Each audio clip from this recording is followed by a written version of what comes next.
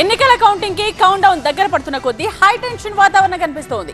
ఎన్నికల రోజు ఆ తర్వాత అల్లర్లు హింస చెలరేగిన నేపథ్యంలో కౌంటింగ్ రోజు భద్రతను పోలీసులు చాలా సీరియస్ గా తీసుకున్నారు. హింసకు పూర్తిగా చెక్ పెట్టేలా పోలీసులు యాక్షన్ ప్లాన్ రెడీ చేసుకున్నారు.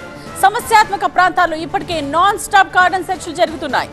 అణువణువు జల్లెడ పడుతున్నారు పోలీసులు. అనుమానితులపై పక్కాగా నిఘా పెట్టారు. రౌడీ షీటర్స్ ఇళ్లలో ఆకస్మిక తనిఖీలు కూడా చేశారు. పెట్రోల్ బాంబులు, మారణాయుధాలు లాంటివి ఎక్కడ దాచి ఉంటారనే కోణంలో ఇల్లు గాలిస్తున్నారు. గడ్డి బాంబులు, పాత గోడౌన్లు ఒక్కటేంటి అనుమానం వచ్చిన ఏ ప్లేస్ ని వదలడం లేదు పోలీసులు.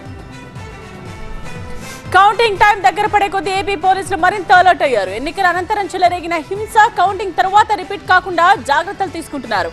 సిట్ నివేదిక ఆధారంగా నిందితులపై చర్యలు తీసుకుంటూనే సమస్యాత్మక ప్రాంతాలపై స్పెషల్ ఫోకస్ పెట్టారు. ఎన్నికల ముందు తర్వాత జరిగిన అల్లర్లలో 85 మంది నిందితులపై హిస్టరీ షీట్ తెరిచినట్టు ఏపీ డీజీపీ హరీష్ కుమార్ గుప్తా తెలిపారు. 3 నిందితులపై పీడీ యాక్ట్, మరో 2 బహిష్కరణ చేసేందుకు సిఫార్సు చేశామన్నారు. ఎన్నికల ముందు రోజు నమోదైన కేసుల్లో 1522 మంది నిందితులను గుర్తించామన్నారు. ఎన్నికల రోజు నమోదైన కేసుల్లో 2790 మందిని, ఆ తర్వాత నమోదైన కేసుల్లో 356 మందిని ఐడెంటిఫై చేశామన్నారు. నిందితుల్లో కొందరు అరెస్ట్ చేశామని, మరికొందరికి 41A నోటీసులు ఇచ్చామన్నారు డీజీపీ.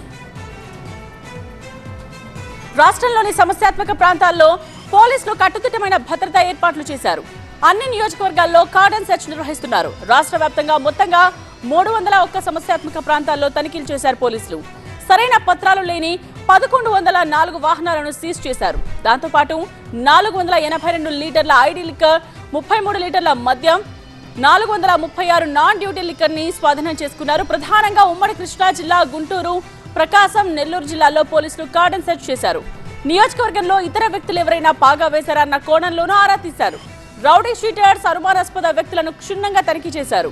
ఇళ్లలో తనిఖీలు నిర్వహించి సరైన పత్రాలు లేని వాహనాలను సీజ్ చేశారు.